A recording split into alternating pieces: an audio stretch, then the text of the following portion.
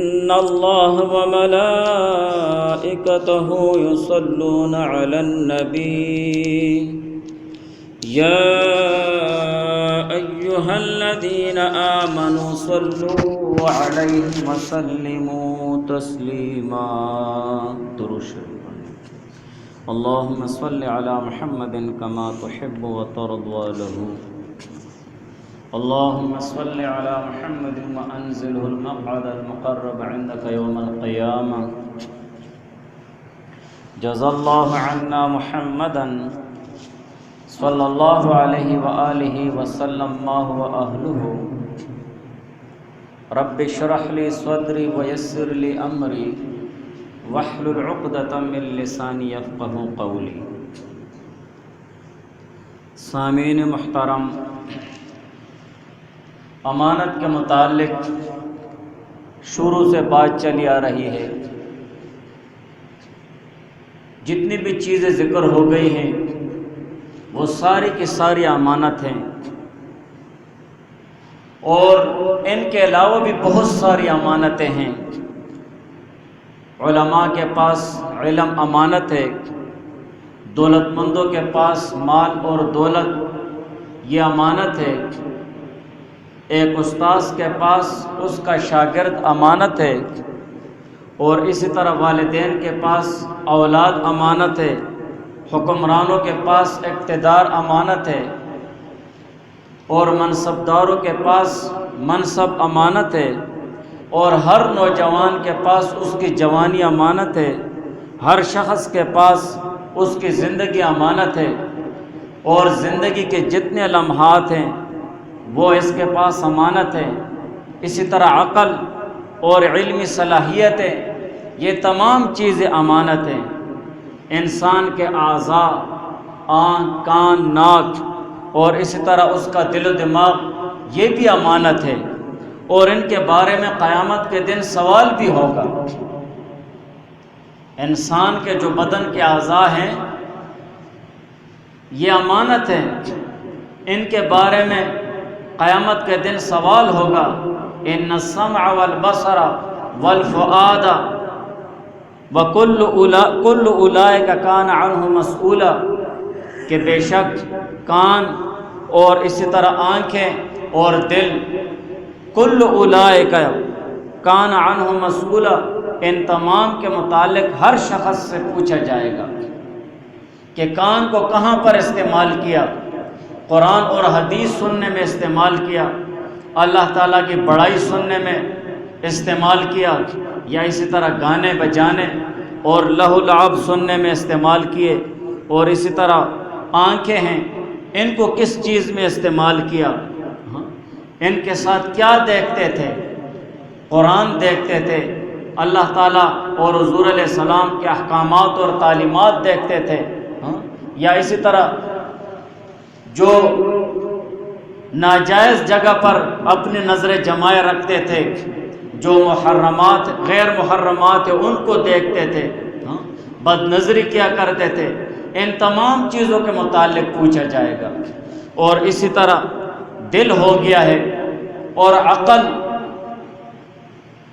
ان سب کے متعلق پوچھا جائے گا کہ تمہیں اللہ تعالیٰ نے عقل دیا تھا، تم نے اپنی عقلی صلاحیتیں اور اپنی سوچ کہاں خرچ کی تھی. ناجائز اور حرام چیزوں کے متعلق سوچتے تھے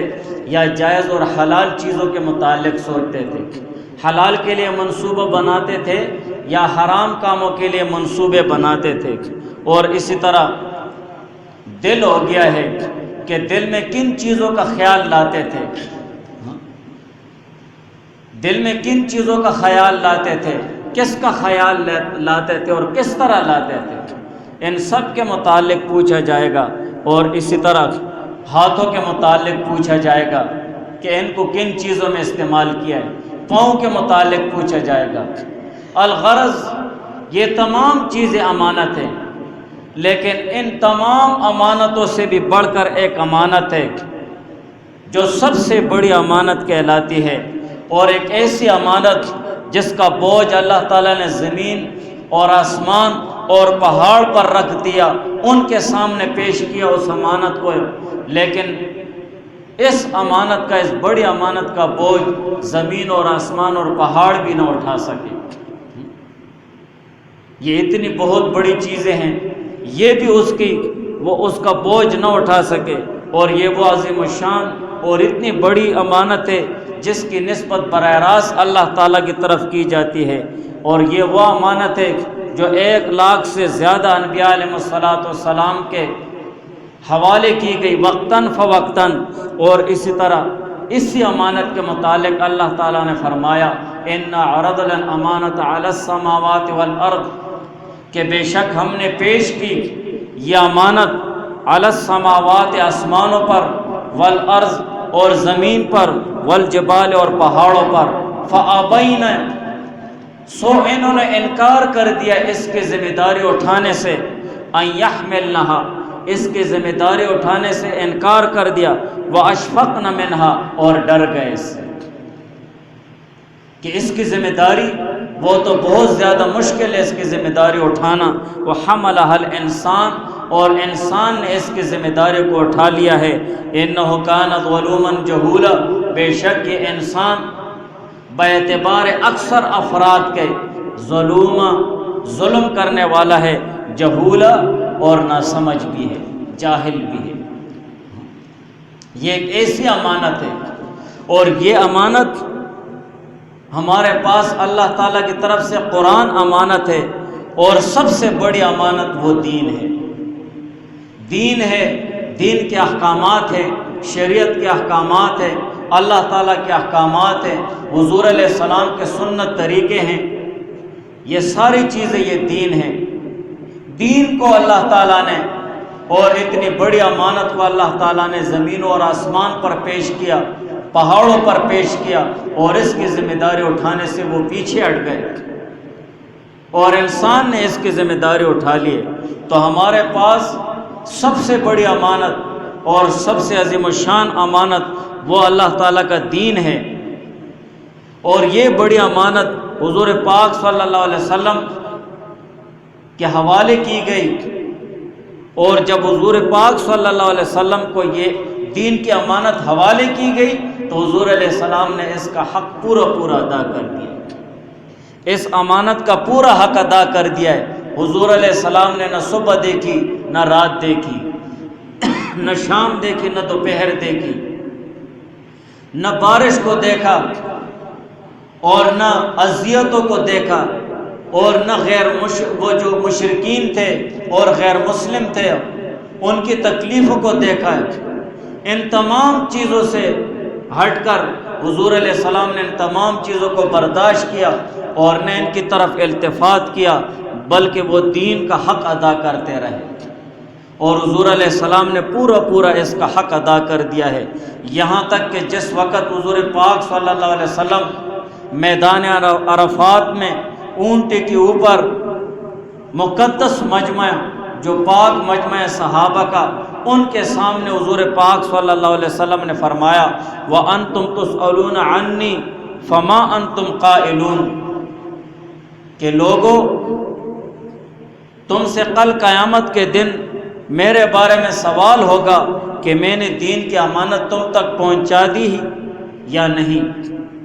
اور اسی طرح تم سے سوال ہوگا کہ میں نے یہ امانت تم تک پہنچانے میں کوتاہی تو نہیں کی،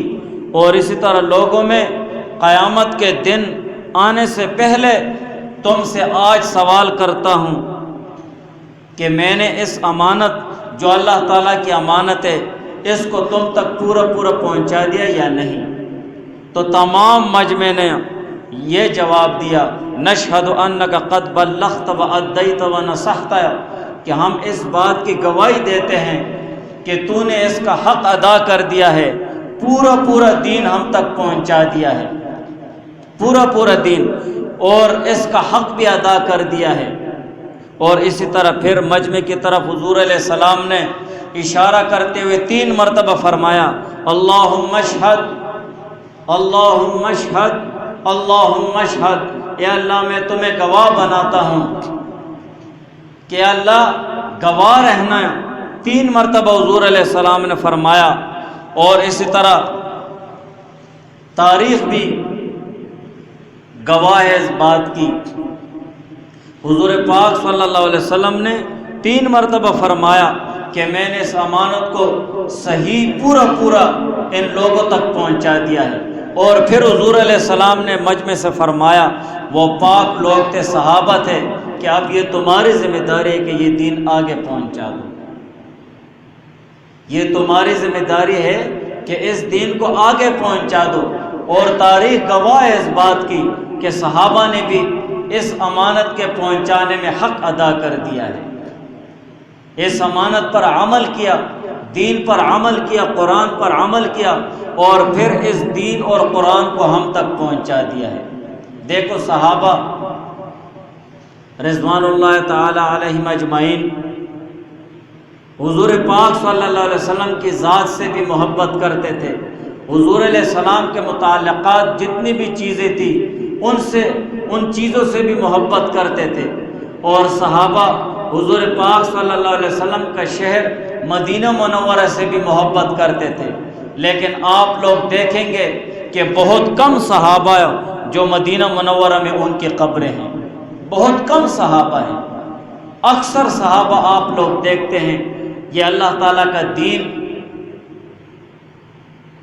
اور اللہ تعالیٰ کے قرآن کو اس پوری دنیا میں صحابہ نے پھیلا دیا ہے،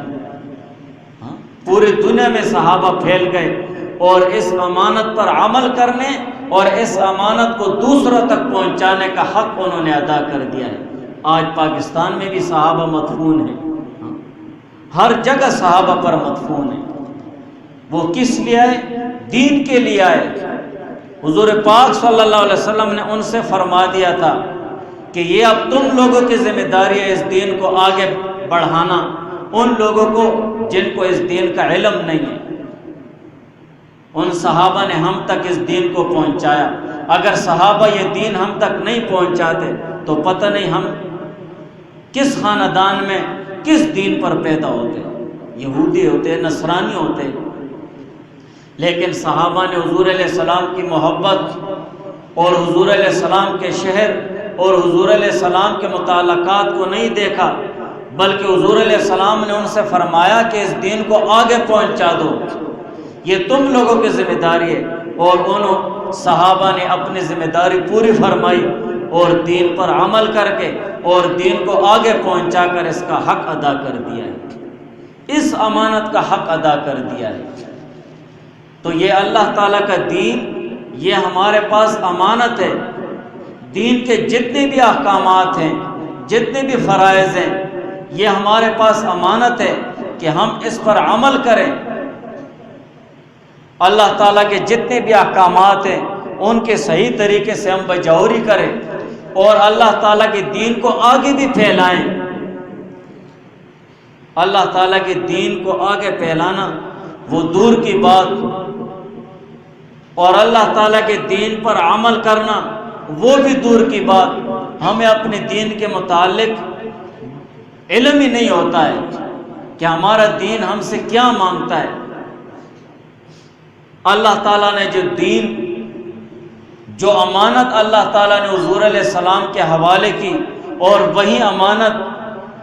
حضور علیہ السلام نے صحابہ سے فرمایا کہ یہ تمہاری ذمہ داری آگے پہنچا دو۔ حضور علیہ السلام نے اس کا پورا حق ادا کر دیا، صحابہ نے اس پر عمل کر کے اور اس کو آگے پہنچا کر اس کا حق ادا کر دیا۔ لیکن ہمارے پاس جو اللہ تعالیٰ کا یہ دین آ گیا ہے تو ہم کتنا اس کا حق ادا کرتے ہیں، اس دین کو ہم کتنا سیکھتے ہیں۔ دنیاوی معلومات اور دنیا داری کے متعلق ہمارے پاس بہت ساری چیزوں کی معلومات ہوتی ہیں، بہت ساری چیزوں کو ہم سمجھتے ہیں، لیکن اللہ تعالیٰ کا وہ دین جو اتنی بڑی عظیم الشان نعمت ہے، تمام امانتوں سے بڑھ کر بڑی امانت ہے، ہم اس سے غفلت میں پڑے ہوئے ہیں۔ ہم اس سے غفلت میں پڑے ہوئے ہیں کہ اللہ تعالیٰ کے احکامات کیا ہیں، فرائض کیا چیز ہیں، اور فرض کسے کہتے ہیں۔ ہم ان چیزوں سے غفلت میں پڑے ہوئے ہیں۔ یہ اللہ تعالیٰ کے دین کے ساتھ خیانت ہے، ہمیں اس خیانت کو ختم کرنا ہے اور اس امانت کا صحیح حق ادا کرنے کی کوشش کرنا ہے۔ ہم کوشش بھی نہیں کر رہے ہیں، چاہے کہ ہم یہ دین آگے پہنچائیں اور اس دین پر ہم عمل کریں۔ عمل تو تب ہوگا جب ہمیں اس دین کے متعلق علم ہوگا، جب علم ہوگا تو عمل ہوگا، جب عمل ہوگا تو صحیح معنوں میں ہم اسے آگے پہنچا کر اس کا حق ادا کر سکیں گے۔ لیکن ہمارا معاشرہ اور ہمارا ماحول ایسا بنا ہوا ہے کہ ہم اس دین کو مٹانے پر تلے ہوئے کہ یہ دین اور دینداری، یہ اللہ تعالیٰ کی اتنی بڑی امانت، یہ ختم ہو جائے۔ ہمارا معاشرہ ایسے بنا ہوا ہے،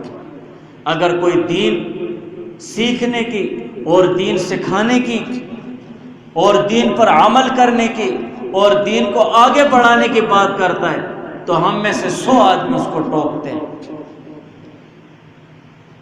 100 آدمی ٹوکتے ہیں۔ یہ اللہ تعالیٰ کی دین کے ساتھ خیانت ہے۔ اتنی امانتیں ذکر ہو گئی ہیں، جب ایک ایک امانت کے متعلق پوچھا جائے گا ہم کیسے جواب دیں گے؟ اور اتنی بڑی امانت، اِنَّا عَرَضْنَا الْأَمَانَةَ عَلَى السَّمَاوَاتِ وَالْأَرْضِ وَالْجِبَالِ، کہ اللہ تعالیٰ نے اس امانت کو زمینوں اور آسمانوں اور پہاڑوں پر پیش کیا۔ جب اللہ تعالیٰ اس امانت کے متعلق پوچھیں گے کہ اس کا حق تو نے کتنا ادا کیا، تو ہم کیا جواب دیں گے؟ کہ جو امانت حضور علیہ السلام کو حوالے کی گئی، حضور علیہ السلام نے اس کا پورا حق ادا کر دیا، صحابہ کو حوالے کی گئی، صحابہ نے پورا حق ادا کر دیا۔ ہم نے کیا کر دیا؟ ہم نے حق ادا کرنا دور کی بات، ہم تو بالکل اس میں خیانت کرنے پر تل گئے، خیانت ہی خیانت کر رہے ہیں ہم دین میں۔ تو یہ اللہ تعالیٰ کا دین، یہ تمام امانتوں سے سب سے بڑی امانت ہے کہ ہم اس امانت کو سمجھیں، اللہ تعالیٰ کے دین، اللہ تعالیٰ کے احکامات کو سیکھیں، اللہ تعالیٰ کے دین کو سیکھیں اور اس پر عمل کر کے اس کو آگے بڑھائیں۔ یہ ہے اصل میں اس پر عمل کرنا اور یہ ہے اس امانت کا حق ادا کرنا۔ لیکن ہم میں سے ہر ایک شخص اپنے گریبان میں دیکھے کہ وہ اللہ تعالیٰ کی اس بڑی امانت کا کتنا حق ادا کر رہا ہے، کتنا حق ادا کر رہا ہے۔ قرآن ہمارے پاس اللہ تعالیٰ کی طرف سے بہت بڑی امانت ہے۔ قرآن جیسے عظیم الشان امانت کا حق ادا کرنا یہ ہے کہ ہم اس قرآن کو سیکھیں، اس قرآن کو سمجھیں اور اس قرآن پر عمل کریں اور اس قرآن کو آگے بڑھائیں۔ یہ ہے اصل اس امانت کا حق ادا کرنا ہے۔ لیکن ہم قرآن پر عمل کرنا دور کی بات، دوسروں کو سکھانا وہ دور کی بات، ہم خود قرآن سیکھنے کے لیے نہ تیار ہیں، نہ قرآن کو سمجھنے کے لیے تیار ہیں اور نہ قرآن کو آگے بڑھانے کے لیے تیار ہیں۔ تو ہم یہ اس کا حق ادا نہیں کر رہے ہیں بلکہ اس کا حق ضائع کر رہے ہیں، اس امانت میں ہم خیانت کر رہے ہیں۔ دنیا کی کتنی کتابیں ہیں قرآن کے علاوہ، ہم اس کو سمجھ جاتے ہیں، اس کو سمجھنے کی کوشش کرتے ہیں، اس کو پڑھنے کی کوشش کرتے ہیں، اس کے لیے ہم پڑھنے اور پڑھانے کا کتنا انتظام کرتے ہیں۔ لیکن قرآن اللہ تعالیٰ کی طرف سے اتنی بڑی امانت ہے، ہم اس کے لیے کتنی کوشش کرتے ہیں، کتنی محنت کرتے ہیں۔ ہم اپنی اولاد کو قرآن پڑھانے کے لیے کتنی کوشش کر رہے ہیں کہ اللہ تعالیٰ کی طرف سے اتنی بڑی امانت ہے، اتنی عظیم الشان بڑی امانت ہے،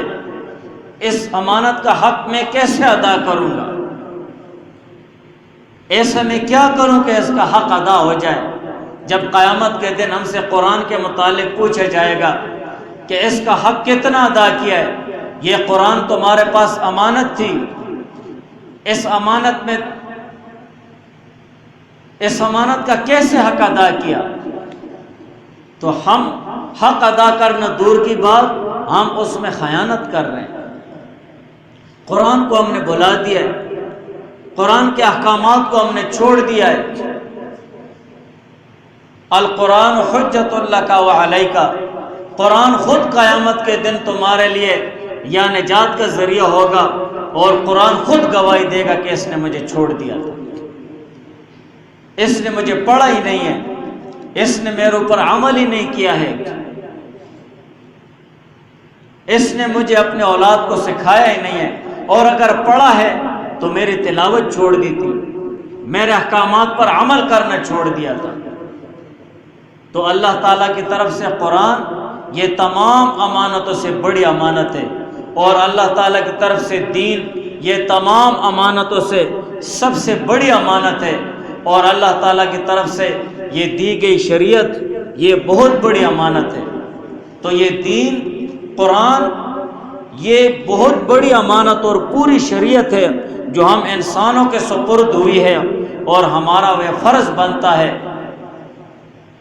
ہمارا یہ کام اور فرض بنتا ہے کہ ہم اس کے مطابق اپنی زندگی گزاریں، اس قرآن اور دین اور شریعت کے مطابق اپنی زندگی گزار کر اللہ تعالیٰ کو راضی کریں اور اس کا حق پورا پورا ادا کریں۔ ہمیں اس میں خیانت نہیں کرنی چاہیے، اس میں خیانت کرنے سے دور بھاگنا چاہیے کہ میں دین میں کیسے خیانت کروں، اللہ تعالیٰ کے حکم کو چھوڑ کر میں کیسے اس میں خیانت کروں، اللہ تعالیٰ کے فرائض ان کو چھوڑ کر میں کیسے ان میں خیانت کروں۔ اور قرآن میں اللہ تعالیٰ نے اللہ اور اس کے رسول کی خیانت سے منع فرمایا ہے، اور آپس میں بھی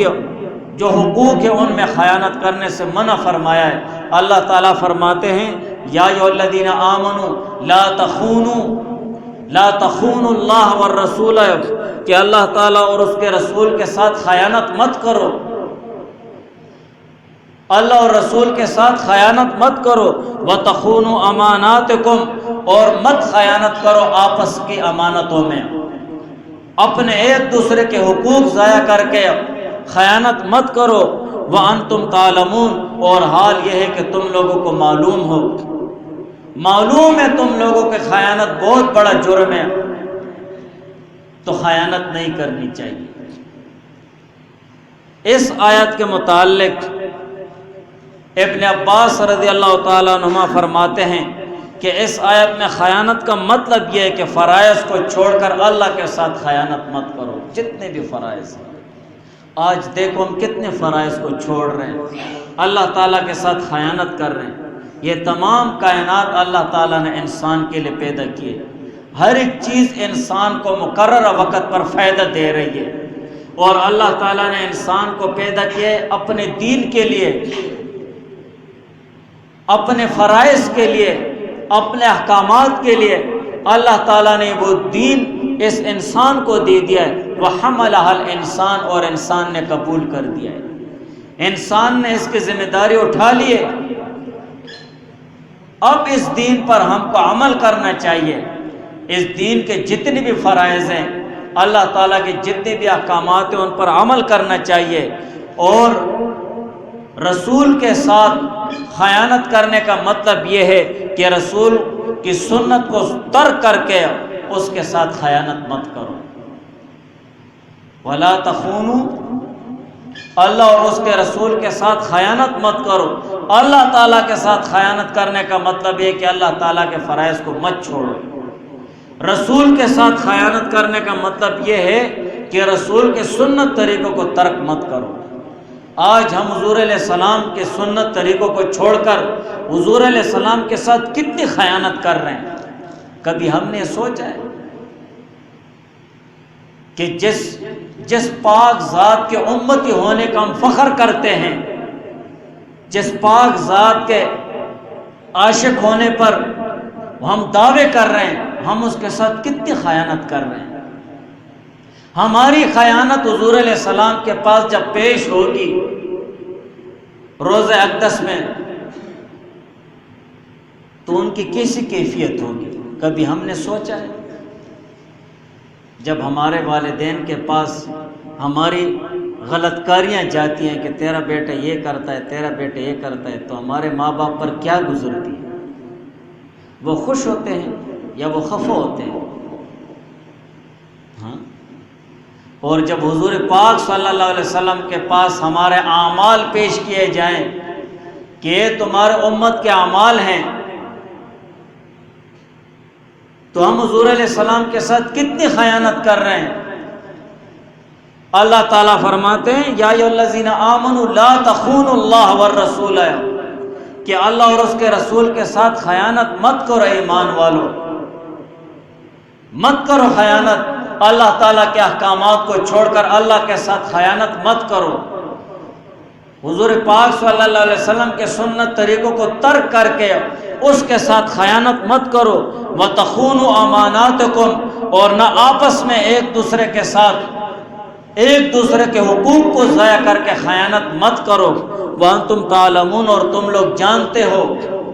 اس حال میں تم لوگ جانتے ہو، خیانت کے متعلق بھی جانتے ہو،